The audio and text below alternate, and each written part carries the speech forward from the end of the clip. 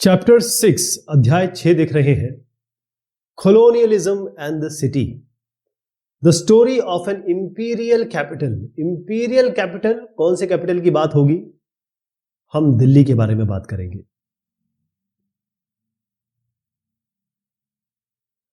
Colonialism मतलब यह होता है कि उपनिवेशवाद। चाहे आप ब्रिटिशर्स की बात करें, चाहे आप फ्रेंच की बात करें, पोर्चुगीज की बात करें, जितने भी यूरोपियन पावर थे, यूरोपीय शक्तियां थी, उन्होंने पूरे विश्व में कई जगह पे जा जाके अपनी कॉलोनीज बनाई। कॉलोनीज यानी कि वहां पर राज किया। और हिंदुस्तान में ब्रिटिशर्स ने राज किया, तकरीबन 200 सालों से ऊपर इन्होंने राज किया। तो हमारी दिल्ली, जो आज की नई दिल्ली है, हमारी कैपिटल है, उसकी क्या कहानी है ये जानना जरूरी है, क्योंकि ये केवल दिल्ली की कहानी नहीं है। इसमें मुगल भी आएंगे, इसमें ब्रिटिशर्स भी आएंगे, इसमें पार्टीशन भी आएगा। तो हुआ ये कि अगर आप देखें कि जब हमने पिछले बार डिस्कस किया था कि भाई कंट्री साइड या कहें कि जो गांव है, विलेजेस हैं, कंट्री साइड है, वहां पर क्या परिवर्तन हुए। ठीक है, विलेजेस में जो परिवर्तन हुए ब्रिटिश के आने के बाद, सिटीज में क्या हुआ, शहरों में क्या हुआ। तो हम सिटीज का एग्जाम्पल दिल्ली को लेके बात करना चाहेंगे, क्योंकि हर एक सिटी एक जैसी नहीं है। अगर आप कहें कि मदुरई की मैं बात करूं, तो मदुरई जो सिटी है, मदुरई जो शहर है, वो एक टेम्पल टाउन था, यानी वहां पर मंदिर था, मंदिर शहर था। अगर यहां की बात अगर आप ढाका से ले लें या सूरत से कंपेयर करें, तो यहां जो चेंज हुआ है ब्रिटिशर्स के पहले, ब्रिटिशर्स के समय और ब्रिटिशर्स के बाद, वो चेंज अलग अलग दिखाई देगा। पहले मैं आपको यूरोप ले जाता हूं। यहां पर दो शहर आपको दिखा रहा हूं, ये शहर जरूर आपने सुने होंगे। ये है लीड्स और मैनचेस्टर। तो ये केवल मैं यूके की बात कर रहा हूं, यहां लंदन भी आप देख रहे हैं, यूनाइटेड किंगडम की राजधानी है, ब्रिटेन की राजधानी है।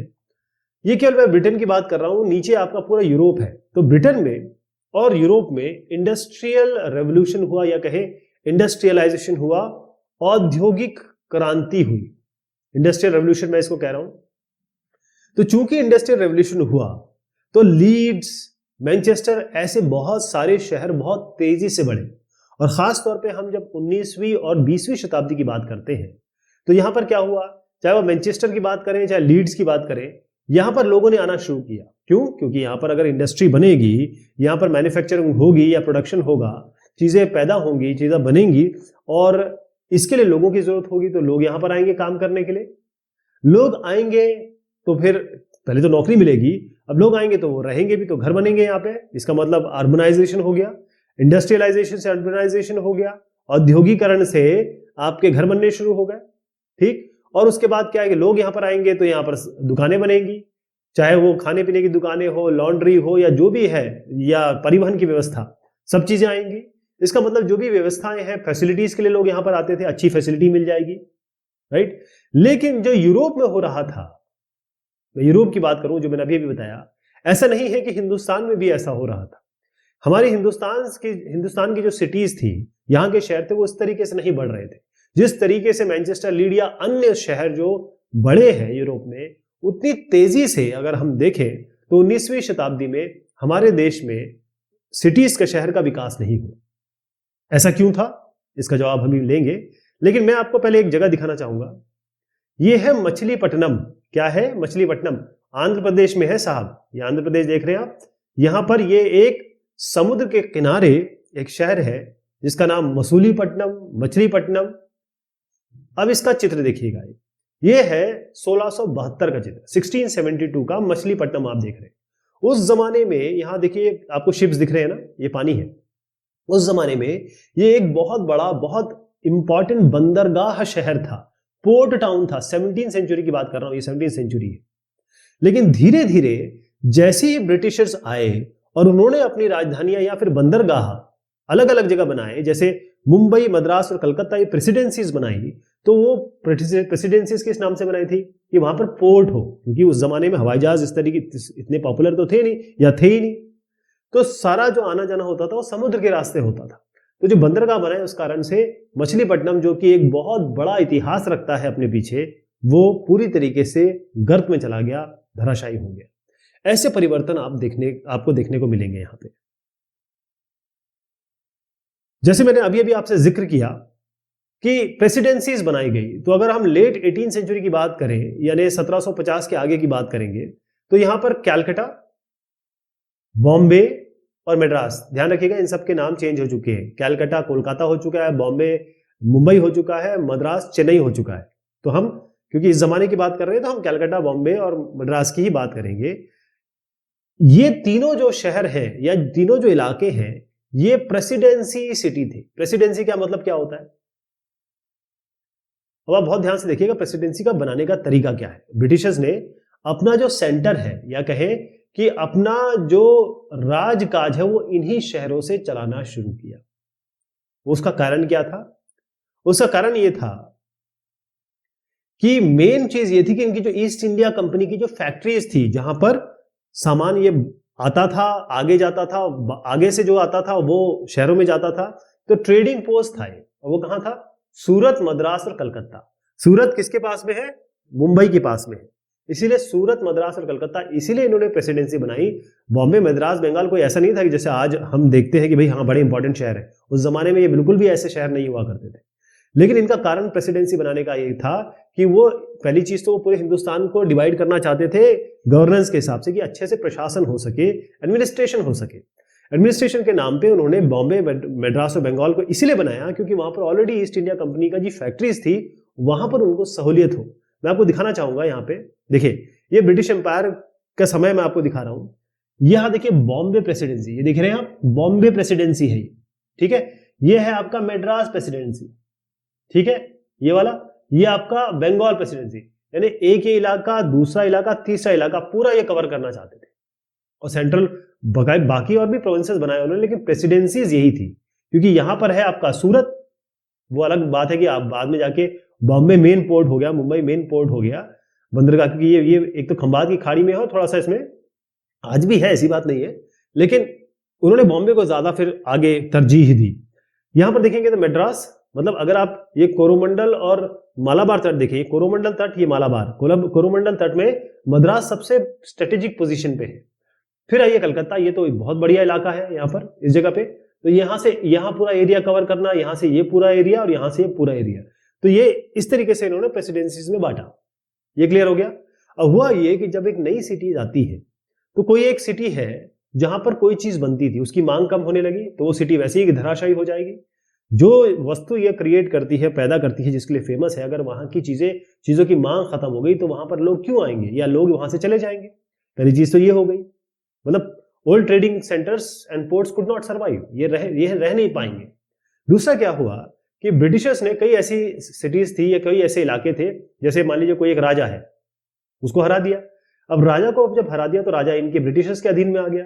अब ब्रिटिशर्स की अगर प्रेसिडेंसी की बात करें या कोई बड़ा ये सिटी बनाते हैं, जैसे बॉम्बे की बात कर ले, तो ये अल्टीमेटली तो बॉम्बे के अधीन ही हो गए ना। तो इनकी जो एक्चुअल कहे कि नैतिकता है या इनकी जो इंडिजिनियस पना है वो तो खत्म हो जाएगा।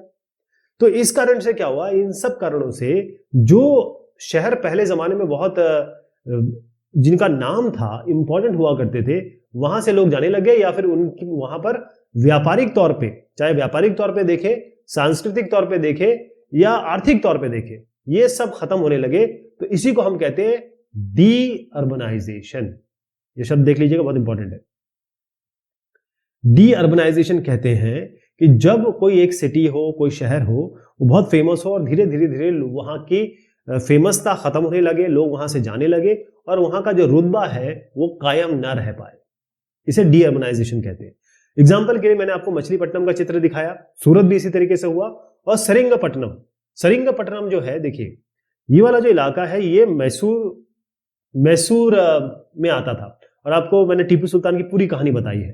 तो ये जो सेरिंगपट्टनम है, इनकी बेसिकली राजधानी थी और ये पूरा इलाका ये कवर करते थे इससे। लेकिन हुआ ये कि जैसे ही टीपू सुल्तान को हरा दिया गया, उसको मार दिया गया, तो फाइनली ये जो सेरिंगपट्टनम है, जिसकी जो वक्त थी, इसका जो रुतबा था, वो खत्म हो गया। इसी तरीके से मछलीपट्टनम का तो खैर एग्जाम्पल हमने ले लिया। एक और शहर का यहाँ डिस्कशन हुआ है या नाम लिया गया है, वो है आपका सूरत। सूरत इसलिए ये हुआ क्योंकि मुंबई जो है, आप देखिएगा ये मुंबई बड़ा फेमस हो गया। एक तो बहुत स्ट्रेटेजिक पोजीशन थी, सीधा शिप आके यहाँ पर आते थे, और प्राकृतिक पोर्ट है। सबसे बड़ी बात यह है कि पोर्ट दो प्रकार के होते हैं, जो एक तो बनाना पड़ता है, एक प्राकृतिक होते हैं, नेचुरली पोर्ट हो जाता है, मतलब शिप आएगा आराम से ठहर जाएगा, हवा नहीं आएगी, कोई अगर तूफान उफान भी आता है तो दिक्कत नहीं होती। तो ये तो आप खैर समझ गए।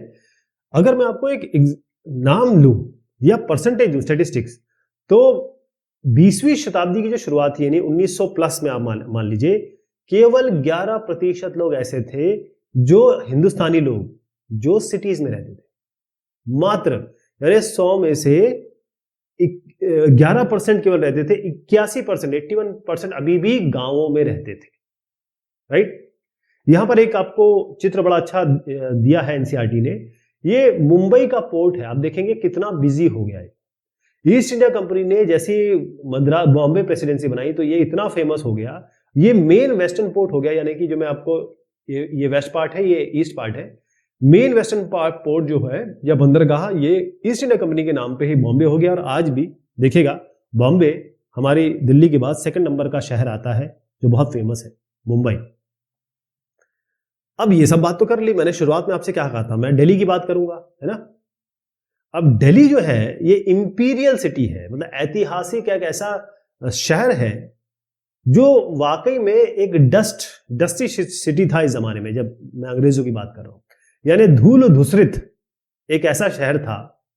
लेकिन जैसे ही 1912 में अंग्रेजों ने इसको राजधानी बनाया, अपनी कैपिटल बनाया, या कहे पूरे देश की कैपिटल दिल्ली को बनाया, तब दिल्ली का रुतबा, दिल्ली की शक्ल, दिल्ली की सूरत चेंज होने लगी। अब मुझे आप बताइए कि अंग्रेजों की राजधानी थी क्या इससे पहले? कोलकाता, कालिकाता, कैलकाटा। ध्यान रखिएगा ये कब हुआ, किस ईयर में इन्होंने कहा कि भाई आज अब से हमारी राजधानी दिल्ली होगी, ये अभी मैं बताने वाला हूं। लेकिन पहले एक शब्द बताऊंगा आपको, वो है अर्बनाइजेशन। डी अर्बनाइजेशन का उल्टा होता है अर्बनाइजेशन। जैसे मैंने लीड्स और मैनचेस्टर का एग्जांपल लिया, इस तरीके चलिए बॉम्बे का एग्जांपल लेते हैं। बॉम्बे में आप देखते हैं कितनी ज्यादा पॉपुलेशन है, दिल्ली में आप देखते हैं कितनी ज्यादा पॉपुलेशन है आज के जमाने में। उसका कारण यह है कि इन शहरों में कंपनीज हैं, इन शहरों में जॉब्स हैं, इन कंपनी, यहाँ पर मेट्रो है, यहाँ पर ट्रेन है, यहाँ पर सारी फैसिलिटी है, तो लोग यहाँ पर आना पसंद करते हैं, रहना पसंद करते हैं। तो जब बहुत सारे लोग आ जाएंगे यहाँ पर गांवों से, क्योंकि गांव के लोग कमाने कहाँ जाएंगे, जैसे अगर बिहार देख लीजिए, यूपी देख लीजिए, बहुत सारे लोग आपके दिल्ली और आपको मुंबई में मिलते हैं। उसका कारण क्या है कि जब वो आते हैं तो उनको यहाँ फैसिलिटी मिलती है, उनका रोजगार मिलता है, वो जो भी काम करते हैं उसका पैसा मिलता है, अपने घर भी पैसा भेज सकते हैं, यहाँ पर भी घर लेके रह सकते हैं। तो जब लोग रहना शुरू कर देते हैं, आते हैं बहुत ज्यादा तादाद में, इसी को हम अर्बनाइजेशन कहते हैं, शहरीकरण। ये जो है ये है विशहरीकरण, विशहरीकरण, और ये है शहरीकरण। ठीक, अब बात होती है कि कितनी दिल्ली, हम देखें, हम बात करेंगे केवल न्यू दिल्ली की, क्योंकि अंग्रेजों ने तो न्यू दिल्ली के बारे में बात की है। तो न्यू दिल्ली के पहले कितनी दिल्लियां रही? बहुत सारी दिल्ली रही। ध्यान रखिएगा कि 1000 साल, 1000 साल, पूरा 1000 साल में जो दिल्ली है, अभी मैं दिल्ली की बात करूंगा ना, दिल्ली है बहुत सारे शहंशाहों की, बहुत सारे सम्राटों की, बहुत सारे शासकों की राजधानी रही है। थोड़े थोड़े बीच में गैप आए, मतलब जैसे एग्जांपल ले लें अकबर का। अकबर ने क्या किया, अपनी राजधानी जो है वो आगरा ले गए, वो फतेहपुर सीकरी बनाई, वहां पर कोशिश की कि भाई वहां से राज करें। तो छोटे छोटे गैप जरूर आए हैं, लेकिन 1000 साल तक ये कैपिटल सिटी ही रही है, यानी राजधानी सिटी ही रही है, राइट। अब आप देखिए कि मात्र 60 स्क्वायर माइल, मतलब 60 माइल बाय 60 माइल ये एरिया है, और ये यमुना के लेफ्ट में है, लेफ्ट बैंक में आपको दिखाऊंगा, अभी उसमें वो आएगा, चित्र भी आएगा। जो यमुना का जो बायां इलाका है, वहां पर ये सारी चीजें व्यवस्था होने लगी। ये चित्र बहुत जरूरी है, इस चित्र से हम समझेंगे कि सबसे इंपॉर्टेंट, क्योंकि बहुत सारी कैपिटल्स बनी, लेकिन एक कैपिटल का नाम जरूर लेंगे हम, वो है आज का कैपिटल। मतलब आज भी आप उसे जानते हैं, जब आप मेट्रो से जाते हैं तो पुरानी दिल्ली आती है ना, ओल्ड दिल्ली स्टेशन, या ये कहें कि जो स्टेशन चांदनी चौक का आता है, चांदनी चौक, ये ओल्ड दिल्ली है। और ओल्ड दिल्ली क्या है, पहले क्या कहते थे इसको कहते थे शाहजहानाबाद। ओके, शाहजहानाबाद। अब कहां नाम आ गया, शाहजहां का नाम आ गया ना, तो शाहजहां ने बसाई थी। ये जो ओल्ड दिल्ली है, चांदनी चौक है, ये सारा इलाका किसने बसाया था? जहां पर जामा मस्जिद है, जहां पर आपका रेड फोर्ट है। रेड फोर्ट वो है जिसकी प्राचीर से, लाल किला जिसकी प्राचीर से हमारे प्रधानमंत्री, जो भी प्रधानमंत्री होंगे, 15 अगस्त को पूरे देश को संबोधित करते हैं। यहाँ पर पैलेस भी है, यहाँ पर फोर्ट के अलावा राजा के रहने की जगह भी है। तो यहाँ पर देखिएगा, जो सबसे बड़ा कैपिटल बना वो शाहजहां ने बनाया, और इसकी शुरुआत हुई है, शाहजहानाबाद बनने की शुरुआत हुई है 1639 में। और इसमें क्या है, पूरा एक एनक्लोज्ड है, मतलब वॉल्ड सिटी कहते हैं इसको। वॉल्ड सिटी मतलब ये है कि पूरा वॉल से पूरा इलाका कवर्ड है। पहली चीज तो ये हो गई, है ना। दूसरा ये है कि एक तो फोर्ट कॉम्प्लेक्स है, ये आपका फोर्ट कॉम्प्लेक्स है, जो रेड फोर्ट हम कहते हैं, वो पूरा इलाका ये हो गया। और उसके साथ ये आप सिटी देख रहे हैं, यहाँ पे सिटी, ये जो आप सीधी सड़क देख रहे हैं, ये आपकी है चांदनी चौक। क्या है ये? आप देखेंगे ये जो सिटी, एक तो मैंने आपको ये जो बताया, ये लाल किला भी हो गया और साथ में जो राजा है उसके रहने की जगह हो गई, सम्राट के रहने की जगह भी हो गई। और ये जो है रेड फोर्ट, ये रेड फोर्ट क्यों कहा गया इसको? क्योंकि लाल पत्थर से बना हुआ है ये, और इसमें एक पैलेस भी है जहां राजा रहते थे। अच्छा, ये जो सिटी है इसमें 14 गेट थे, 1 2 इस तरीके से कुल मिला के 14 गेट्स थे जिससे लोग आते और जाते थे। 14 गेट्स थे, ध्यान रखिएगा। जो मेन स्ट्रीट में आपको बता रहा हूं, चांदनी चौक, ये आपका मेन स्ट्रीट जो है ये चांदनी चौक है। और फैज बाजार, ये जो फैज बाजार है, ये इतने बड़े बड़े रोड थे कि यहाँ पर जब ये राजा निकलते थे अपनी सवारी पे, तो पूरा का पूरा इनका बड़ा जत्था निकल जाता था, इतना बड़ा था ये। ओके, यहां पर आप देखेंगे कि जामा मस्जिद है। ये जो जामा मस्जिद आप देख रहे हैं, ये सबसे ऊंची थी, ये सबसे ऊंची इमारत थी। इससे ऊंची इमारत पूरे क्षेत्र में और कोई नहीं थी, मतलब इसको हाइट पे बनाया गया था। और ये जो जामा मस्जिद है, ये उस जमाने की सबसे बड़ी और ग्रैंड मस्जिद थी। ये देखिएगा, ये जामा मस्जिद का मैंने चित्र दिखाने की कोशिश की है। इससे और ऊपर हाइट पे कोई और भी मॉस्क तो छोड़िए, कोई और इमारत नहीं थी, राइट। अब कुछ चीज इसमें और बताने की जरूरत है। देखिए, ये शाहजहानाबाद है ना। तो आप रेड फोर्ट आप यहाँ पे बाएं हाथ पे देख रहे हैं, और पूरी वॉल्ड है, वॉल्ड सिटी है, यानी पूरी पत्थरों से एक यहाँ पर इसकी बाउंड्री बनाई गई थी। यहाँ पर अब यमुना रिवर देख रहे हैं, उसके लेफ्ट में बना हुआ है यमुना रिवर जो है, वो जमुना जिसे हम कह रहे हैं, वो आज ये नहीं है, इसका रास्ता ये नहीं है, चेंज हो चुका है। और यहाँ पर जहां पर ये शिप्स जो है एम्बार्क हो रहे हैं या फिर यहाँ पर आके ठहरेंगे, इसको कहते हैं दरियागंज। दरिया मतलब होता है रिवर, जो जमुना नदी के बारे में बात हो रही है, और गंज मतलब होता है मार्केट, यानी जब आप कहीं जहां कुछ खरीद फरोख्त का काम होता है, उसे हम मार्केट कहते हैं। एक इंपॉर्टेंट बात यह है कि जब शाहजहां थे, तो दिल्ली जो है वो एक बहुत इंपॉर्टेंट सूफी सेंटर भी था।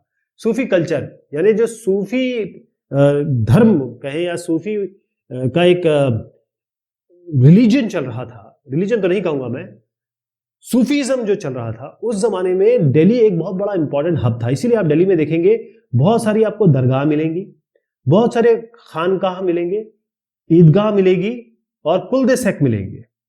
ठीक, अब ये क्या क्या है? दरगाह वो होती है जैसे बहुत बड़े कोई सूफी संत हुए, अब उनकी मृत्यु हो गई तो इनका एक मकबरा बना दिया जाता है। जैसे अगर आप अजमेर जाएंगे तो जो दरगाह है बड़ी फेमस है, मोइनुद्दीन चिश्ती साहब की है।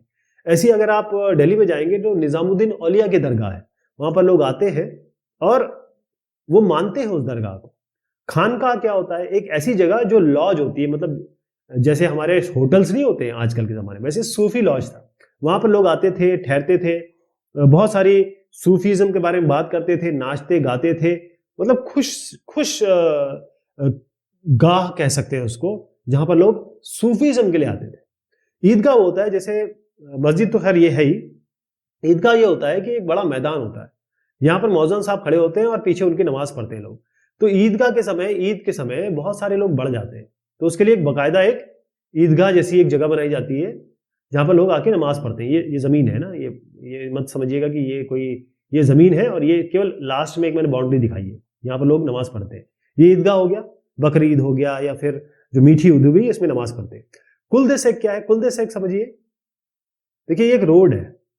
अब यहां पर अगर गाड़ी जाएगी तो ये डेड एंड है, यहां से आगे तो रोड नहीं है, तो यहां पर एक घूमने की जगह है। यहां पर गाड़ी आ रही है, यूं घूम के वापस आ जा रही है। यहाँ कभी कभी यहाँ बीच में ना ये वो फव्वारे लगा देते हैं या फिर कुछ पेड़ उगा देते हैं ताकि घूमने में आसानी। इसी को कुल्दे सेक कहते हैं।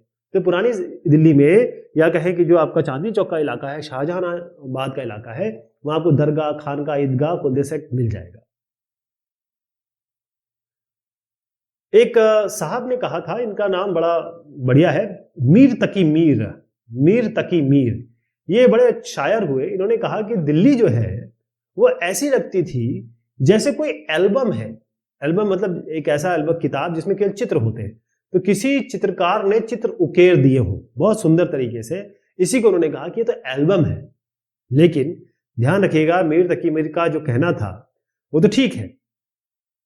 अमीर यानी जो रिच थे और पुअर थे, उनके बीच में बिल्कुल खाई दिखाई देती है, दिखाई देती थी। क्यों? क्योंकि जितनी भी पोएट्री होती थी, जो शायरी होती थी, या फिर डांस होता था, रक्स जिसे हम कहते हैं, वो केवल आदमी एंजॉय किया करते थे, वो भी रिच आदमी। पुअर लोग एंजॉय नहीं किया करते थे। और जितनी भी वहां पर सेलिब्रेशन या त्योहार होते थे, प्रोसेशन होते थे, कोई जत्था निकलता था, हमेशा इनके बीच में कोई लड़ाई झगड़ा हो जाता था, सीरियस कॉन्फ्लिक्ट हो जाया करता था। मतलब बड़ी बड़ी हवेलियां थी और उनके बीच में आप छोटे छोटे इस तरीके से हवेलियों के बीच में छोटे छोटे जो मिट्टी के मकान आप देख सकते थे। तो डिफरेंस तो था। कुछ चित्र दिखाना चाहूंगा आपको। ये तो खैर आप समझ ही रहे हैं, ये हमारे रेड फोर्ट का चित्र है, लाल पत्थर से बना हुआ है। और दाएं हाथ पे जो आप चित्र देख रहे हैं उसको आप समझिएगा, ये दाएं हाथ का चित्र है, थोड़ा सा अलग है, इसको मैं अगली बार डिस्कस करूंगा। और यहां जो ये एक चित्र है तो आप समझ ही गए होंगे कौन सा चित्र है। यह है जामा मस्जिद का। जामा मस्जिद का चित्र है। यहां पर देखिए आप, गुंबद भी है, मीनारे भी हैं। तो गुंबद और मीनारों को लेके एक ऐसी मस्जिद, ये पहली मस्जिद थी हिंदुस्तान की। ये मैं आपको दिखा रहा हूं, श्राइन, दरगाह निजामुद्दीन औलिया साहब की, दिल्ली में, न्यू दिल्ली स्टेशन के जस्ट पास में। जाइएगा, बड़ा अच्छा लगता है यहाँ पे। The making of new Delhi. Shahjahanabad Shahjahan ने बनाई। उसके बाद जब अंग्रेज आए तो 1803 में अंग्रेजों ने दोबारा कंट्रोल पा लिया, किसका? दिल्ली का। अब ये कैसे कंट्रोल पाया? उन्होंने हराया मराठाओं को, तो मराठास को हराया इन्होंने। लेकिन अभी भी इस समय भी जो हिंदुस्तान की कैपिटल थी ब्रिटिशर्स की नज़र में, या उन्होंने जो बना रखी थी, वो थी कैलकाटा। ध्यान रखिएगा, कैलकाटा का नाम चेंज हो चुका है, अब ये कोलकाता हो चुका है। तो कैलकाटा थी उस जमाने में, राइट। अब क्योंकि वो कैलकाटा थी, दिल्ली उनकी राजधानी नहीं थी, दिल्ली उनके पास थी, इसीलिए जो रेड फोर्ट है यानी लाल किले में अभी भी जो मुगल एम्परर थे, यानी मुगल सम्राट को अभी भी इसमें रहने की आज्ञा मिली हुई थी, रहने दिया जा रहा था। ध्यान रखिए कि 1911 यहां पर जब दिल्ली वाकई में हिंदुस्तान की राजधानी डिक्लेयर हुई, तब जो मॉडर्न सिटी बनी वो है न्यू दिल्ली। एक चित्र दिखाना चाहूंगा यहां पे। 1857 के पहले, यानी 1857 का जो रिवोल्ट हुआ, उससे हम 1857 को याद रखते हैं। यहां पर जो बाकी सिटीज थी, दिल्ली की बात नहीं कर रहा हूं मैं, चाहे आप मद्रास की बात करें, चाहे आप बॉम्बे की बात करें या कैलकाटा की बात करें, ये तीनों ही प्रेसिडेंसीज भी थी। तो यहां पर जो लोग रहते थे, इसमें जो हिंदुस्तानी थे वो ऐसी बस्तियों में रहते थे जिसको काला, मतलब काली बस्तियां कहा जाता था। यानी जो इंडियंस थे वो ऐसी बस्तियों में रहते थे जिसको ब्लैक एरियाज कहा जाता है, काला एरिया। लेकिन जो ब्रिटिशर्स रहते थे वो रहते थे वाइट एरियाज में। कहाँ रहते थे? वाइट एरियाज में वो रहा करते थे। फिर जो दिल्ली की बात अगर मैं करूं, तो दिल्ली में अगर हम 19वीं सेंचुरी के पहले पूर्वार्ध की बात करते हैं, तो ब्रिटिशर्स जो थे वो इंडियंस के साथ ही रहते थे। मैंने आपको बताया था कि एक वॉल्ड सिटी थी, पूरा इसका मैंने आपको चित्रण दिखाया था। तो जो वॉल्ड सिटी थी, यानी जो शाहजहानाबाद सिटी थी, जिसमें नई दिल्ली, ये पुरानी दिल्ली भी है और आपका चौड़ी बाजार भी है, ये सारी जो चीज़ें हैं वो यहाँ पर है। जामा मस्जिद भी है, लाल किला भी है। उस सिटी में ही जो ब्रिटिशर्स रहते थे वो रहते थे, लेकिन वो ऐसी जगह रहते थे जहाँ पर अमीर लोग रहते थे। यानी जो वेल्दियर इंडियंस हैं, अमीर इंडियंस जो थे उनके साथ ये रहा करते थे और बड़े रच बस गए थे। इसका मतलब ये था कि ये उर्दू और पर्शियन उस ज़माने में चलती थी, इसकी जो संस्कृति है या फिर कल्चर है या शायरी है, पोएट्री है, इसको ब्रिटिशर्स बड़ा इंजॉय किया करते थे। और साथ में जो यहाँ पर लोकल फेस्टिवल्स है, जो भी फेस्टिविटीज़ थी या कहें त्यौहार थे, इसमें भी ये बढ़ चढ़ के हिस्सा लिया करते थे। और एक और बात बताऊं, इसको देखिएगा, ये जो चित्र है ये मैं बता रहा हूँ दिल्ली कॉलेज का चित्र है। इसकी स्थापना की गई 1792 में। और यहाँ से साइंसेस, केवल साइंस नहीं यानी ह्यूमैनिटीज़, मानव शास्त्र जिसे हम कहते हैं, और ख़ास तौर पे जो एक्चुअल साइंस है, ह्यूमैनिटीज़ भी है, साइंस भी है, मानव शास्त्र भी है, इसकी शुरुआत हुई यहाँ पर पढ़ाने की। और पहले जो है उर्दू लैंग्वेज में ख़ास तौर पे पढ़ाया जाता था। ओके, तो ये जो समय है 1830 से लेके 1857 का, इसको कई लोग कहते हैं कि ये दिल्ली के रेनेसां का पीरियड था। और रेनेसां का मतलब क्या होता है? रेनेसां का मतलब होता है जब किसी एक विधा में, चाहे आप कला ले लें, संस्कृति ले लें, उसमें बड़ा ज़बरदस्त काम होता है या ज़बरदस्त उछाल आता है। रेनेसां का मतलब ये होता है कि जब आर्ट है, जैसे कला है, संस्कृति है, या फिर कोई शिक्षा में बहुत बड़ा परिवर्तन आता है, लोग इस ज़माने में बहुत कंटेंट देते हैं, क्रिएटिविटी बनती है, उसे रेनेसां कहते हैं। एक शब्द यहाँ पर आया है गुल फरोशां हो सकता है पूछा जाए, तो ध्यान रखिएगा, फूलों का त्यौहार, फ्लावर्स का फेस्टिवल गुल फरोशां को कहते हैं। अब बात करते हैं हम 1857 की। मैंने आपसे कहा था 1857 तक तो रेनेसां का पीरियड था, लेकिन 1857 के बाद क्या हुआ? 1857 के बाद, क्योंकि रिवोल्ट हो चुका था, अब इस रिवोल्ट में हुआ ये कि जो ये वॉल्ड सिटी है या फिर कहें रेड फोर्ट के सामने ये सारे लोग आ गए थे, रेबल्स आ गए थे, और इन्होंने इनको परसुएड किया, इनको फोर्स किया कि भाई ऐसा है बहादुर शाह जफर साहब, आप हमारे लीडर बन जाइए, क्योंकि कोई ना कोई तो लीडर चाहिए। जो अपराइजिंग हो रही थी, जो रिवोल्ट हो रहा था, और ये रेबल्स ने पूरी दिल्ली को 4 महीने तक कंट्रोल करके रखा था, अपने अंडर में लेके रखा था 4 महीने तक। फिर जैसे ही ब्रिटिशर्स ने दिल्ली को दोबारा पाया, या फिर कहें कि इसको दोबारा अपने कंट्रोल में ले लिया, उसके बाद इनकी शुरू हुई मार काट की, रिवेंज की, प्लंडर की। मतलब दुश्मनी यानी आप बदला लेना है, और प्लंडर यानी कि लूटपाट।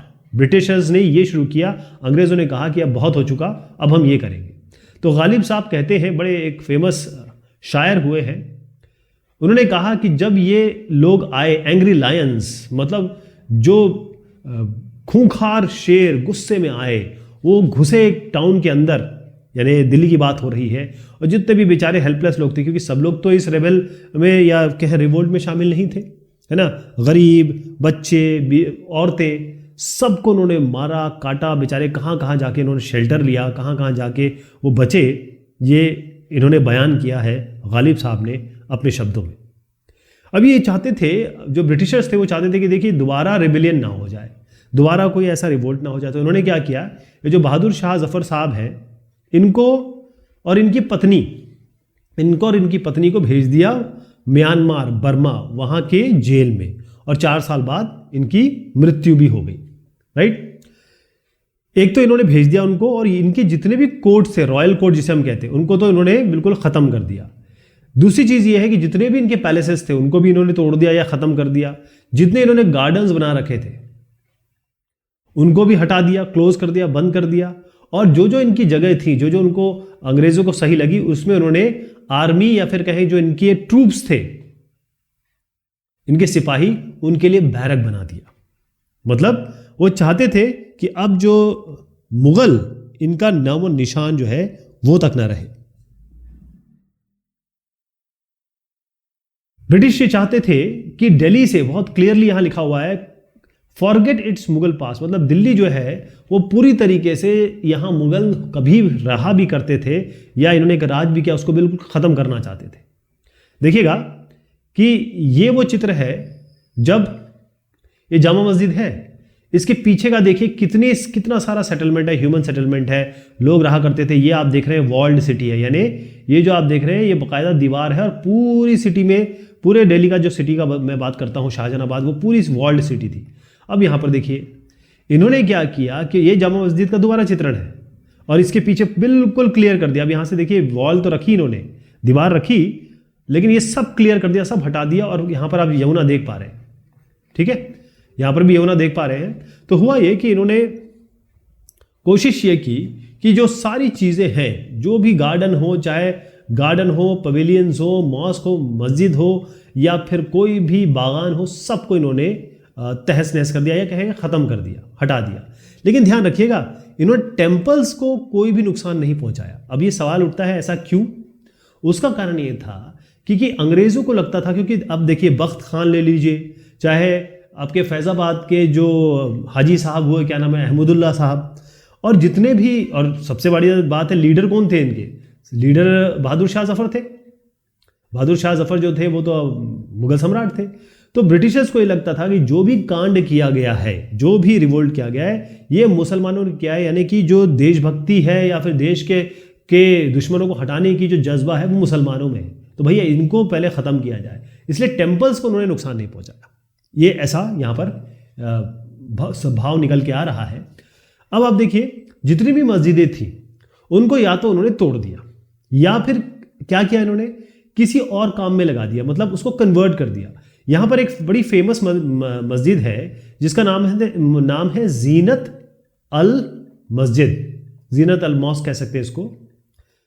तो ये जो मस्जिद आप देख रहे हैं, इस मस्जिद को इन्होंने पता क्या बना दिया, ये बड़ी मतलब पाक और जिसे कहते हैं होली जगह होती है, मंदिर मस्जिद, ये बड़े पाक जगह होती है, बड़ी रिस्पेक्ट की जगह होती है। इसको इन्होंने बना दिया बेकरी। बेकरी मतलब ब्रेड और बिस्किट यहाँ मिलने लगे। ओके, दूसरा ये है कि जो जामा मस्जिद है, इसमें इन्होंने 5 साल तक कोई भी नमाज अदा होने नहीं दी। 5 साल तक बिल्कुल, एक तरीके से समझ लीजिए कि पूरी जो सिटी है, ये 1/3 सिटी इन्होंने नेस्तो नाबूद कर दी, यानी ख़त्म कर दी। जितने भी कैनाल्स थे, जितनी भी नहरें थी, उन सबको इन्होंने समतल कर दिया। जो ज़माने की शान हुआ करती थी वो सब उन्होंने समतल कर दिया। उसके बाद क्या किया इन्होंने, ये जो वॉल देख रहे हैं ना आप, ये जो वॉल देख रहे हैं, ये जो बाउंड्री देख रहे हैं, यहाँ पर भी वॉल दिख रही है आपको, ये वॉल। तो इनको क्या करना था, एक तो रेलवे को आगे बढ़ाना था, रेलवे लाइन। तो इन्होंने क्या किया, ये सारी वॉल तोड़ दी। एक पार्ट जो है, वेस्टर्न वॉल जो है, वो पूरी इन्होंने तोड़ दी। और उसके बाद एक एरिया है, यहाँ पर ये मैंने चित्र भी दिखाने की कोशिश की है, सिविल लाइन्स एरिया है, दिल्ली वाले लोग जानते हैं। इस सिविल लाइन्स एरिया में अंग्रेजों ने रहना शुरू कर दिया, और वो जो गरीब थे या फिर इंडियंस थे, हिंदुस्तानियों से ये दूर जगह थी। ओके, तो जो दिल्ली कॉलेज था, जो मैंने आपको ये चित्र दिखाया था, इसको पहले तो इन्होंने स्कूल बना दिया, जो कि रेनेसां का समय जिसको कहा जाता था, वो एक तो इन्होंने स्कूल बना दिया, और उसके बाद 1877 में जो दिल्ली कॉलेज मैंने आपको दिखाया, इसको बंद ही कर दिया गया। तो ये चित्र आप देख के बता सकते हैं कि कितना साफ सफाई हो गई, कितनी क्लीनिंग कर दी इन्होंने। अब नई कैपिटल बननी थी। नया कैपिटल कैसे बना, किसने शुरुआत की, क्या हुआ, तो यहां पर अलग अलग चीजें आएंगी। देखिए, 1857 के बाद से ही चीजें बदलनी शुरू हुई। अंग्रेजों ने क्या किया, बहुत बड़े बड़े इवेंट, दरबार लगाए, बड़े बड़े, जो भी छोटा सा इवेंट होता था उसको, छोटी सी चीज को भी बड़ा इवेंट करके दिखाते थे। उसका कारण क्या था अभी मैं बताता हूं, कि एक ऐसा इवेंट इन्होंने किया, 1877 की बात है। यह है वायसराय लिटन साहब। कौन साहब है ये? वायसराय लिटन साहब। इन्होंने एक दरबार लगाया, एक इवेंट किया। उसमें ये जो मैडम दिख रही है आपको, इनका नाम है क्वीन विक्टोरिया। क्या दिख रही है?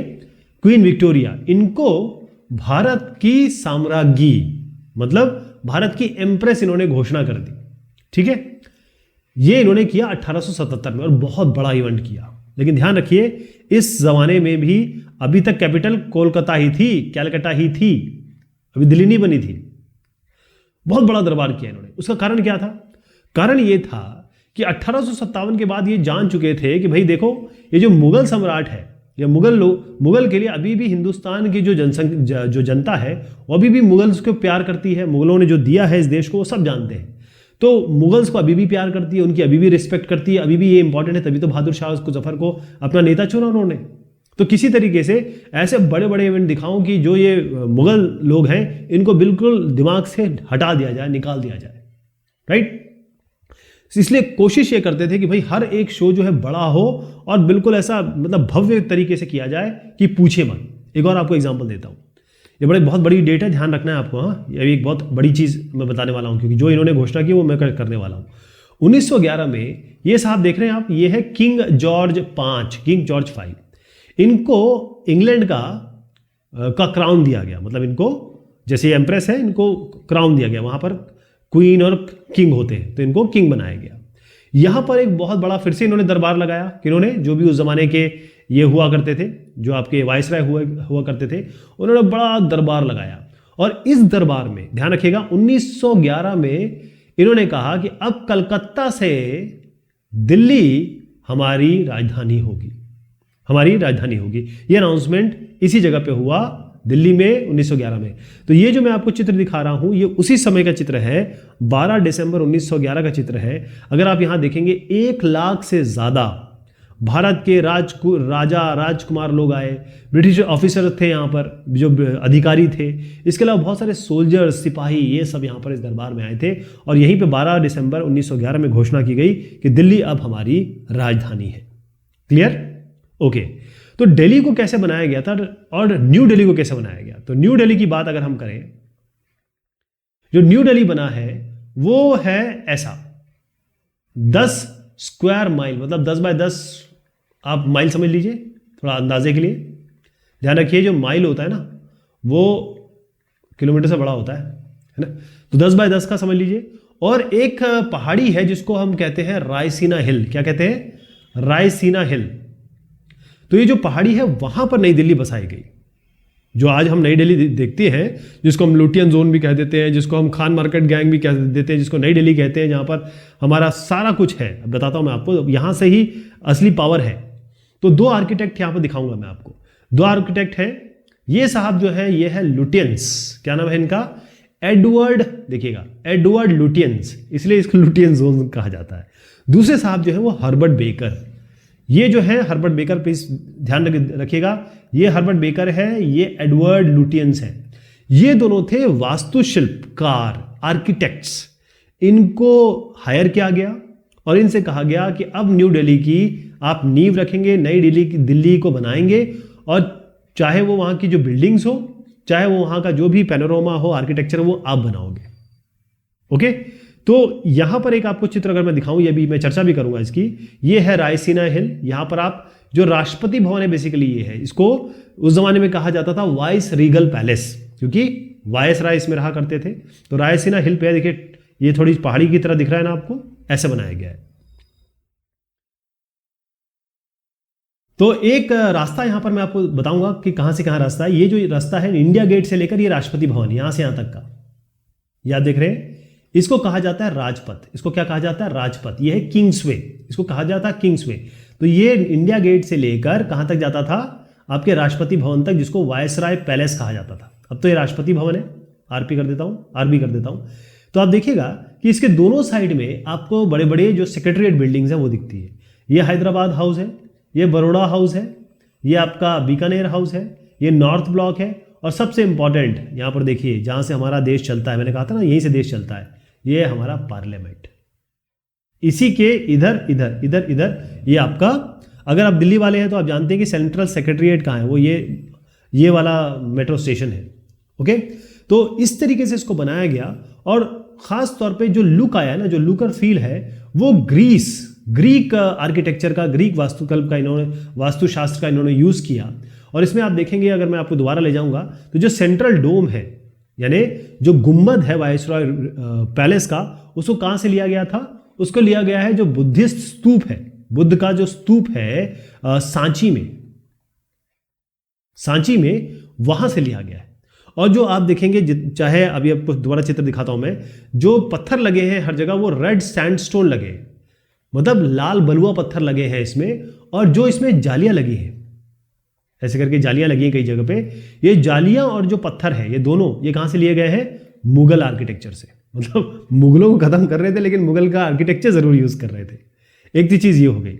दूसरी चीज, सबसे बड़ी बात इन्होंने जो ध्यान दी वो ये थी, पहले तो आप देख रहे हैं ये लाल पत्थर लगे हुए, ये जो आप सेंट्रल डोम देख रहे हैं ये किससे लिया गया है? ये सांची के स्तूप से लिया गया है, सांची के बुद्धा का सांची स्तूप से लिया गया है।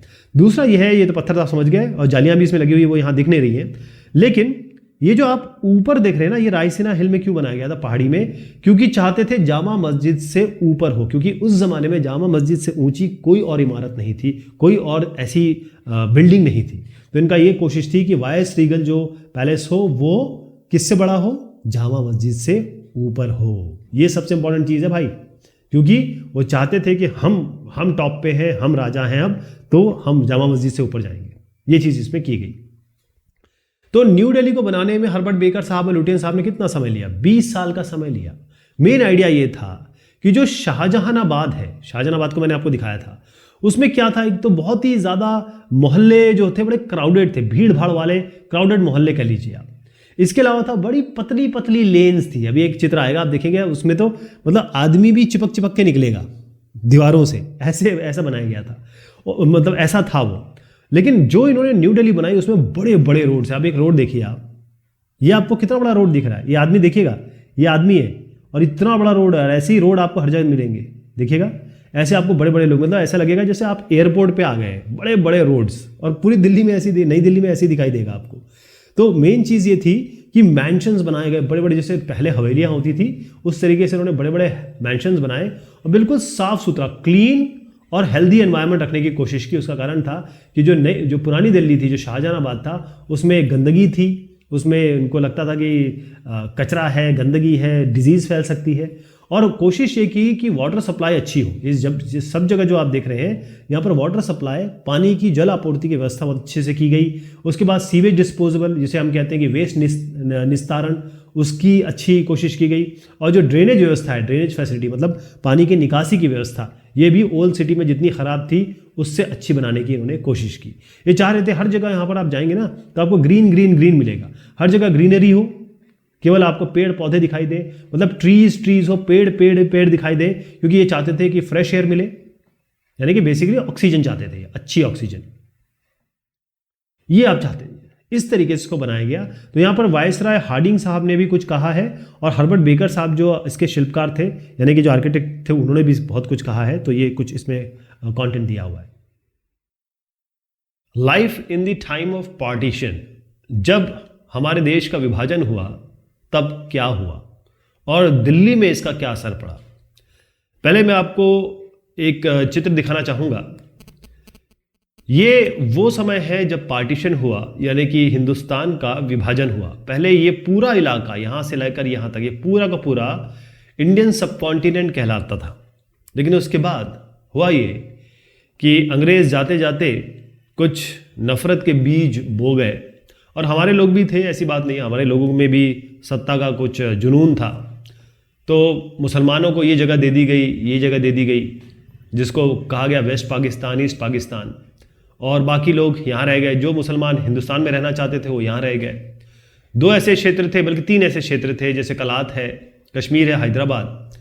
अब ये जो आप जगह देख रहे हैं ये सारी प्रिंसली स्टेट है, और उस जमाने में आई नहीं हिंदुस्तान के साथ, लेकिन धीरे धीरे इसको एनेक्स कर दिया गया, मतलब ये आ गई, ये पाकिस्तान के पास चली गई, कश्मीर और हैदराबाद इंडिया के पास आ गया। उसके बाद आगे चल के ये लेफ्ट में और राइट में जो ईस्ट वेस्ट पाकिस्तान है वो भी अलग हो गया, एक वॉर हुई थी, और उसके बाद ये बांग्लादेश बन गया।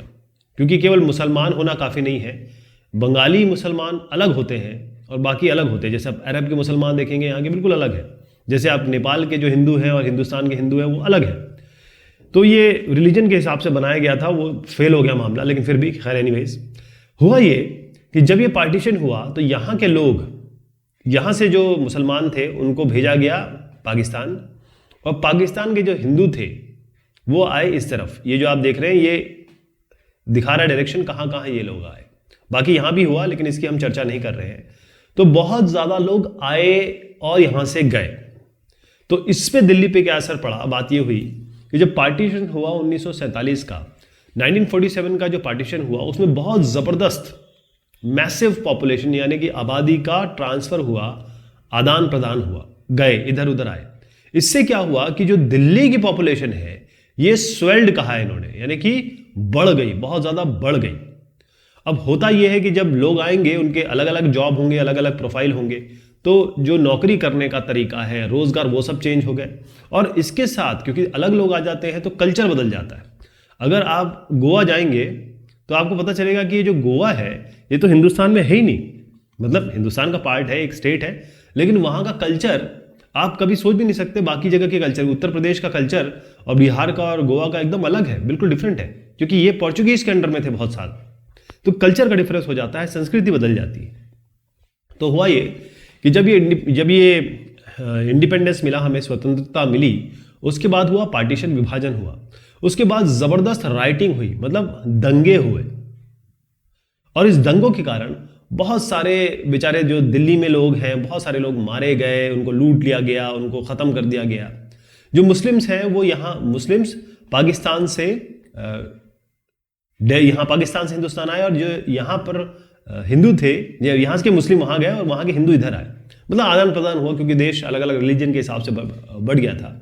अब आप देखेंगे कि जो दिल्ली में मोस्टली लोग आए उसमें सिख थे और साथ में हिंदू थे, ये सब रेफ्यूजी थे, शरणार्थी जिसे हम कहते हैं। अब जो पुराना दिल्ली का एरिया मैंने आपको दिखाया था, जिसको हम शाहजहानाबाद कह रहे हैं, वहां पर बहुत सारे रेफ्यूजीज जो ये हिंदू हैं, सिख हैं, वो घूम रहे थे, और उन्होंने देखा कि कौन से खाली घर हैं जिन पे कब्जा किया जाए। और जो मुस्लिम्स हैं उनको बड़ा फोर्स किया गया कि भाई अब तो तुम्हारा अलग देश बन गया, भागो यहाँ से। तो उनको फोर्स किया गया कि भाई तुम निकलो, और अगर नहीं निकल रहे हैं तो उनको फोर्स किया गया, उन पे प्रेशर डाला गया कि आप अपनी ये ज़मीन जायदाद बेचो। और ऐसा यहाँ भी हुआ, ऐसा नहीं कि यहीं हुआ, पाकिस्तान में भी ऐसे ही हुआ, तब तो हिंदू बेचारे यहाँ पर आए। तो ये दोनों तरफ से इस तरीके से हुआ। अब देखेंगे कि क्योंकि मुसलमानों को यहाँ से वहाँ जाना था या उनको फोर्स किया गया, तो 44,000 तकरीबन मकान खाली वहाँ हो गए शाहजहानाबाद में, मतलब जो ओल्ड दिल्ली है, और इतने लोग माइग्रेट कर गए, इतने सारे मकान खाली हो गए। और बहुत सारे ऐसे मुस्लिम थे जो डर के मारे ऐसे शरणार्थी कैंपों में रहने लगे, और जो वहाँ से लोग आए थे वो भी कैंपों में ही रह रहे थे, जो पाकिस्तान के लिए जा रहे थे और जो पाकिस्तान से आ रहे थे। तो अब दिल्ली देखिएगा, ये दिल्ली जो है एक सिटी बन गई, शहर बन गई शरणार्थियों का, रेफ्यूजीज का, शरणार्थियों का शहर बन गया। मतलब 5 लाख पॉपुलेशन 8 लाख पॉपुलेशन हो गई। ये 8 लाख मैं 1951 की बात में बता रहा हूँ। और मोस्टली जो माइग्रेंट थे, मोस्टली लोग जो आए थे वो पंजाब से आए थे, अब ये लोग बेचारे, कोई कैंप में रह रहा था, कोई मतलब जो कैंप बने हुए थे अलग अलग, स्कूल में रह रहे थे या मिलिट्री बैरक्स में रह रहे थे, या फिर बेचारे कई लोग तो गार्डन में भी रह रहे थे, यानी बाग बगीचों में भी रह रहे थे। कई लोगों ने ये जो 44,000 मकान खाली मिले, और भी जो भी खाली मकान मिले वहाँ अपना ठिकाना बना लिया। और कई लोग ऐसे हैं जो रेफ्यूजी कॉलोनी में रहने लगे। अब जो रेफ्यूजी कॉलोनी में रहने लगे, फिर वो सिटी, फिर एक तरीके से वो शहर में तब्दील हुआ। तो आपको मैं 2 शहर दिखाऊंगा, बहुत ध्यान से देखिएगा। यह है लाजपत नगर और यह है तिलक नगर। यह है लाजपत नगर, ये न्यू दिल्ली है, इसके हिसाब से अंदाजा लगाइएगा मैं कहाँ की बात कर रहा हूँ। ये पहाड़गंज है, यानी कि यहाँ रेलवे स्टेशन है। ये कनॉट प्लेस का इलाका है, यहाँ पर लाजपत नगर है और यहाँ पर तिलक नगर है। ये दोनों जो बस्तियां हैं, आप क्लियर बताया गया है यहाँ पर कि नई कॉलोनी जो रेफ्यूजी कॉलोनी है, लाजपत नगर और तिलक नगर, ये बन के आई। अब कॉलोनी बनेगी, ये लोग रहेंगे, तो फिर वही भाई दुकानें भी होंगी, दुकानें बनेंगी, और उसके बाद फिर लोग, बच्चे होंगे तो उनके लिए स्कूल और कॉलेजेस भी बनेंगे। तो इस तरीके से कई बस्तियों का विकास हुआ। अब एक चीज़ इसमें बड़ी इंपॉर्टेंट है कि जब लोग आते हैं तो वो अपने रोजगार लेके आते हैं। हो सकता है कि भाई जो कहीं से आ रहा हो उसका रोजगार अलग हो, और जो यहाँ से लोग चले गए उनका रोजगार अलग हो, क्योंकि यहाँ से जो मोस्टली लोग गए वो या तो लेबरर थे, मजदूर थे, या व्यापारी थे, या शिल्पकार, वास्तुकार, काश्तकार थे। वहाँ से जो नए माइग्रेंट आए, लोग जो आए, वो ज़मींदार थे, या वकील थे, या टीचर थे, ट्रेडर थे, या छोटे दुकानदार थे। तो एक तरीके से आप समझ लीजिए कि इनके जॉब्स चेंज हो गए, लोगों ने अपने नए नए रोजगार ढूंढे और वैसे इन्होंने शुरू किया रहना।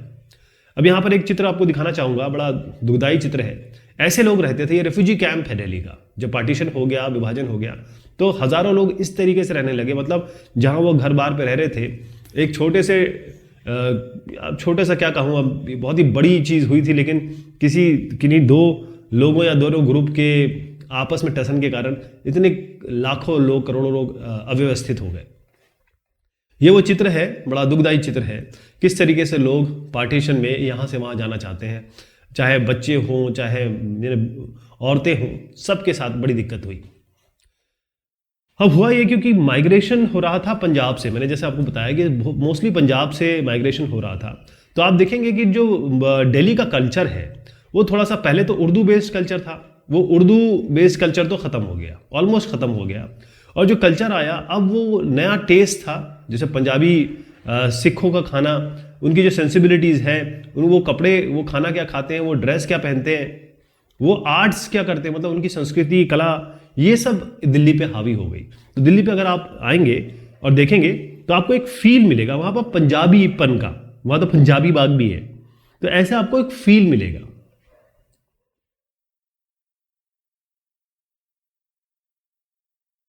अच्छा, उसी जमाने में जो हमारा ओल्ड सिटी है, हमने शुरुआत में बात की थी शाहजहानाबाद की, है ना, वो ओल्ड सिटी में क्या चल रहा था? ओल्ड सिटी में ये था कि मुगल्स ने बहुत जबरदस्त तरीके से बहुत बढ़िया कैनाल सिस्टम बनाया हुआ था, जिसे हम नहरों का सिस्टम कहते हैं, बहुत शानदार बनाया था। यानी कि जो पानी की व्यवस्था है, ड्रिंकिंग वाटर या कहीं वाटर सप्लाई, जो पानी आ रहा है और जो पानी जा रहा है, मतलब जो पानी यूज हो जाता है उसको ड्रेनेज सिस्टम कहते हैं, ड्रेनेज सिस्टम।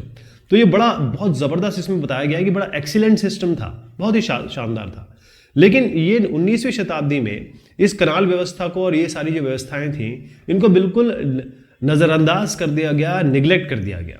खास तौर पे जो बावड़ी की व्यवस्था है, जिसमें पानी बेसिक, मतलब ये पानी की व्यवस्था बहुत ज़बरदस्त थी यहाँ पे। और जितने भी बावड़ी की व्यवस्था थी, बावड़ी दिखा दूँ आपको, आप देखेंगे ये बावड़ी है निज़ामुद्दीन औलिया की जो दरगाह है उसके पास, बड़ी फेमस ये बावड़ी है। यहाँ पर देखिए, यहाँ पर क्या होता है, ये इसको स्टेप वेल कहते हैं। स्टेप वेल मतलब होता है ये स्टेप से सीढ़ियाँ इससे नीचे जल के जाते हैं और यहाँ आपको पानी मिलता है। इस पानी का तरह तरह से उपयोग किया जा सकता है। तो ये जो बावड़ी की व्यवस्था है वो तो बुरी तरीके से ब्रोक डाउन कहा गया है यहाँ पे, मतलब एकदम ख़त्म हो गई।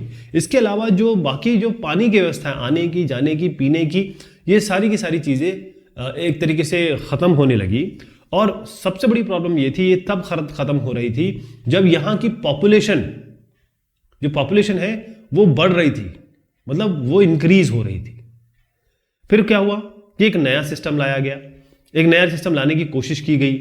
और नया सिस्टम जैसे ये लाए, नया सिस्टम क्या था, जैसे ये घर है,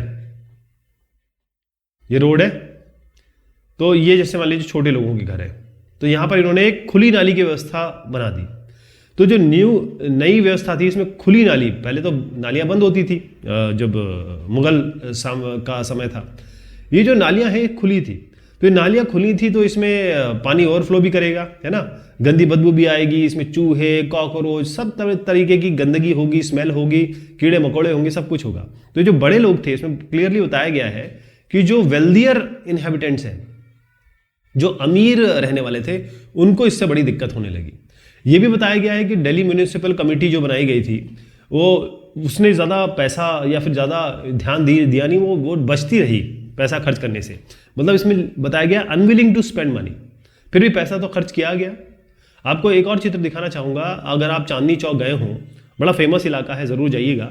ये उस ज़माने का दिल्ली का चित्र है, ये लेट 19वीं सेंचुरी यानी कि 1870-80 के बाद की बात बता रहा हूँ मैं आपको। और अगर आज आप देखेंगे चांदनी चौक बिल्कुल बदल चुका है, अब तो आपको पैर रखने की जगह नहीं मिलेगी यहाँ पे। और रहने वालों का क्या हुआ, जो रिहाइश थी, डिक्लाइन ऑफ हवेलीज। इसका मतलब ये है, जब मुगल के जो अमीर लोग या मुगल के लोग जो रहते थे, एरिस्टोक्रेसी थी, यानी राजा और राजा का जो राजशाही परिवार है, 17वीं और 18वीं शताब्दी की मैं बात कर रहा हूं, ये बड़े बड़े मैंशंस में रहते थे। और ये जो मैंशंस है ना, इसी को हवेली कहा जाता है, ठीक है। जो बड़ी बड़ी हवेलियां थी उसमें रहा करते थे। हुआ ये कि जो अगर हम मिड 19वीं सेंचुरी यानी कि 1850 के करीब जाएं, तो ऐसी अगर आप मैप पे देखें तो तकरीबन आपको करीबन 100 हवेलियां ऐसी दिख जाती हैं, बड़ी बड़ी। और छोटी छोटी महिलियाँ नहीं थी, ये ऐसी थी।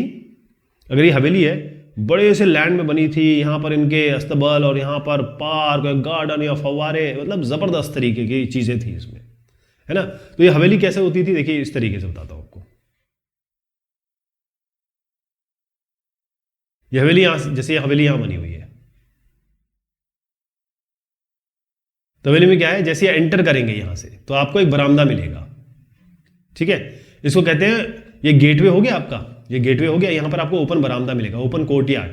और मतलब यहाँ बरामदा है, उसके बाद जैसे आप बरामदे से अंदर पहुंचेंगे, जिसको दालान कहते हैं, यहाँ से जाएंगे अंदर तो आपको ओपन कोर्टयार्ड मिलेगा, मतलब खाली जगह, ऊपर छत नहीं। और यहाँ पर है कमरे, ऐसे कमरे, तो ये कमरे कई लोगों के लिए थे भैया कि जो बिजनेस वाले आ रहे हैं या फिर कोई व्यापारी आ रहा है, कोई विजिटर आ रहा है, कोई बाहर का आदमी आ रहा है, उसके लिए था। और ये जो कमरे थे वो एक्सक्लूसिवली मतलब केवल और केवल आदमी यूज करते थे। अब आप इनर कोर्टयार्ड पे आ जाए, इस जगह पे ये जो इनर कोर्टयार्ड है, यहाँ पर रहता था फीमेल्स के लिए जगह, जो घर की औरतें थी वो यहाँ पर रहती थी। ओके, इसमें पवेलियंस थे, रूम थे, वो औरतों के लिए थे। और देख, ये इंपॉर्टेंट बात है कि जैसे ये कमरे हैं ना, तो इसमें फर्नीचर, जैसे हमारे यहाँ आजकल सोफा भी होगा, टेबल भी होगा, बैठने के लिए भी होगा, खाना खाने का भी टेबल होगा, तो फर्नीचर बहुत कम थे, बहुत कम थे बहुत कम थे। अगर आपको मैं एग्जांपल दूं, ये देखिएगा, ये चित्र जो है ये है कम्र अल दीन, ये जो खान की हवेली है। बहुत सारे लोग, मतलब एक ही हवेली में बहुत सारे फैमिली रहती थी। और इसमें आप जो गाड़ी वाहन है, कार्ट ड्राइवर जिसे हम कहते हैं, जो टेंट लगाते थे वो टेंट पिचर्स जिसे हम कहते हैं, और जो हाथ में लालटेन लेके चलते हैं वो टॉर्च बियरर्स, अकाउंटेंट्स यानी कि जो लेखा जोखा रखते हैं, क्लर्क, और जो सर्वेंट्स हैं, सबके लिए जगह थी, सबके लिए कमरे थे, सबके लिए इलाका इसमें बसाया हुआ था।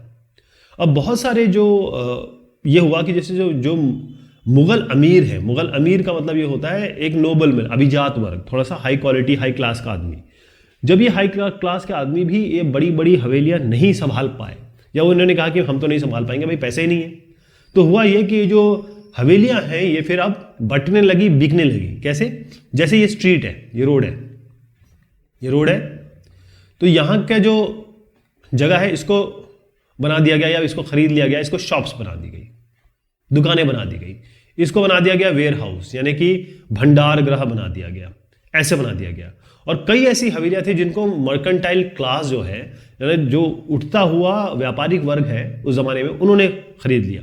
और कई ऐसी हवेलियां थी, इनकी बात नहीं कर रहा हूं, कई ऐसी हवेलियां जो 100 बताई थी उसमें से भी ज्यादा भी होंगी, कई तो बेचारी ऐसी जर्जर अवस्था में अभी भी पड़ी हुई है ना। लेकिन यहीं पर देखिए कितना बड़ा चेंज है। ये दो कॉलोनियल बंगले दिखा रहा हूं मैं आपको, ये जो बंगले हैं ये थोड़ा अलग है, इन बंगलों का हिसाब किताब देखिए। ये जो बंगले थे कॉलोनियल बंगले, इसमें क्या है, इसमें न्यूक्लियर फैमिली, मतलब एक आदमी, एक औरत और उसके बच्चे, बस इतने ही रहेंगे। ये सिंगल स्टोरी होता था, डबल स्टोरी नहीं होता था। देखिएगा केवल ये सिंगल स्टोरी है। इसकी पिच्ड रूफ होती थी, यानी कि ये तो रूफ नहीं दिख रही है आपको, लेकिन अगर आप थोड़ा ऊपर जाके देखेंगे तो पिच रूफ थी, यानी कि हल्का सा ढलान था इसमें कि पानी वानी आए तो इधर चले जाए, बहुत ज़्यादा ढलान नहीं था। और ये जो ज़मीन आप देख रहे हैं ये 1 से 2 एकड़ की ज़मीन होती थी। 1 से 2 एकड़ बहुत बड़ी ज़मीन होती है, खासतौर पर दिल्ली की बात करें, मतलब ज़मीनी ज़मीन इनके पास 1 से 2 एकड़ होती थी, ओपन ग्राउंड।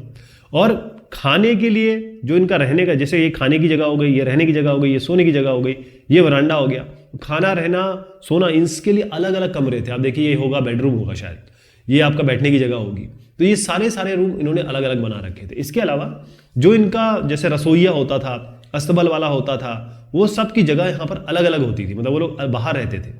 यहाँ पर बताया गया है कि जो किचन है, स्टेबल है, सर्वेंट क्वार्टर, यानी जो खाना बनाने की जगह है, या कई बार ऐसा होता था जो स्टेबल है, जो वहाँ पर घोड़े गाड़ी वाले रहते थे इनके, और जो सर्वेंट क्वार्टर है, नौकर, वो सब अलग जगह रहते थे। मतलब डजन्स ऑफ सर्वेंट, मतलब ये समझ लीजिए कि जो नौकरों थी, इतने सारे नौकर हुआ करते थे एक घर में कि पूछे मत। और इसमें बताया गया ये औरतें कैसे बैठती थी।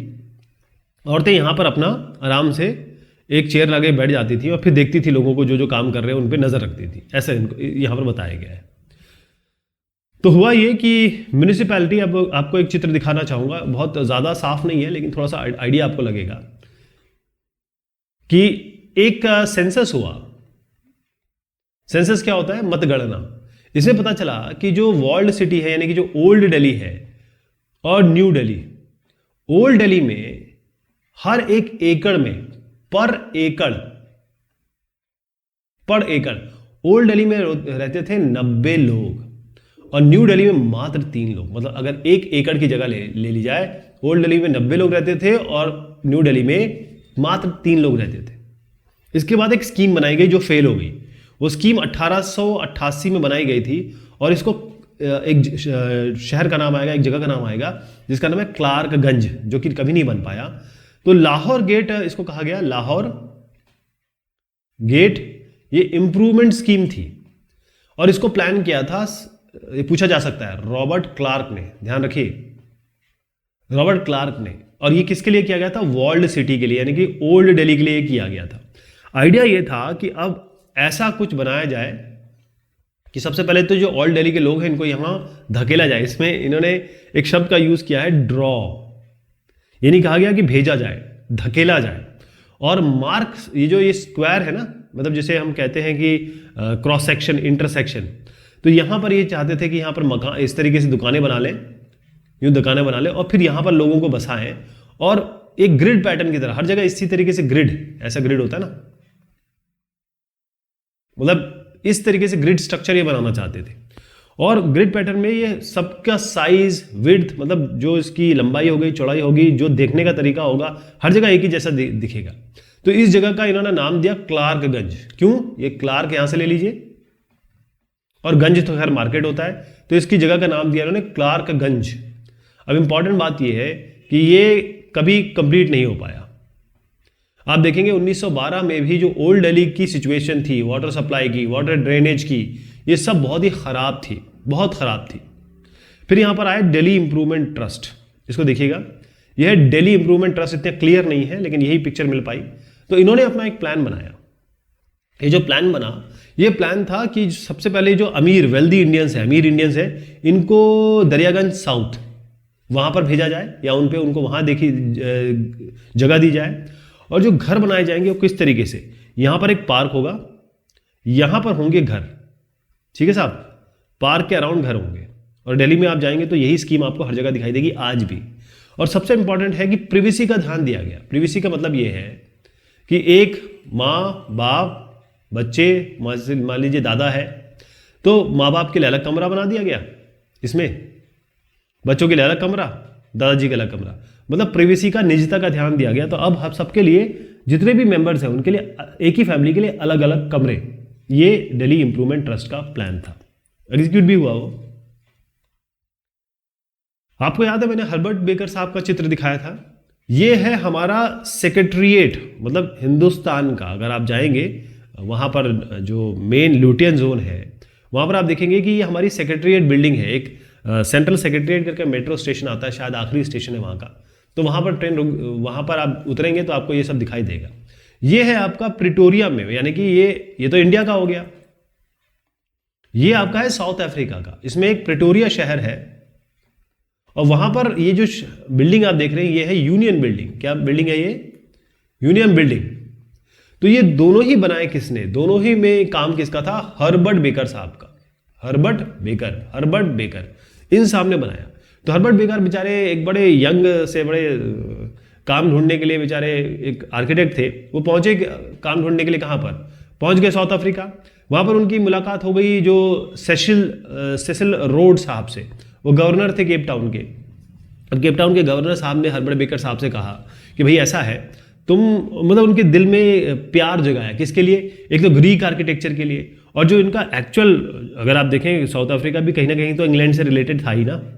तो जो रोम हो गया या ग्रीस हो गया, और साथ में जो ब्रिटिश एम्पायर है उनकी आर्किटेक्चर के प्रति इन जो हर्बर्ट बेकर है उनके दिल में प्रेम किसने जगाया? सेसिल रोड्स ने। और फिर बेकर ने जो चीज़ें बनाई वो आप देखेंगे कि ये दोनों ही पहाड़ी पे बनी है। ये रायसीना हिल पे है, ये भी पहाड़ी पे बना है, ठीक, दोनों ही पहाड़ियों पे बनाया और स्टीप हिल बताया गया इसमें। और दोनों का आर्किटेक्चर एक तरीके से सेम ही है, ऑलमोस्ट सेम है। इन्होंने एक और अच्छी बात कही है कि ये जो बड़े बड़े लोग हैं ना, ये हमेशा पहाड़ियों पे रहना चाहते थे। क्यों? क्योंकि ये देखना चाहते थे जो गरीब जनता है उसको ऊपर से नीचे, नीचे से ऊपर नहीं।